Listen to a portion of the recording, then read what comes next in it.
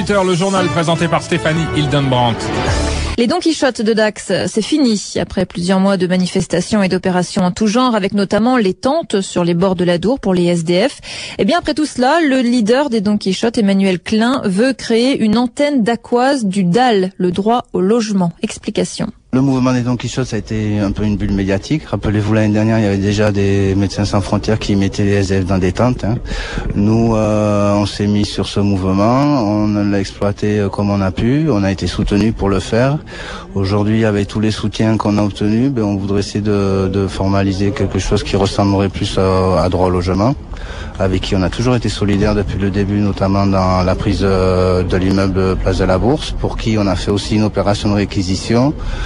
On va essayer de travailler sur cette thématique de la réquisition en essayant de mettre en avant des aspects positifs et donc aussi continuer un travail un peu militant par rapport aux gens qui sont mal logés, qui ne le sont pas, qui risquent d'être expulsés. Voilà, donc on va essayer de faire quelque chose qui soit plus carré, qui durera dans le temps. Voilà.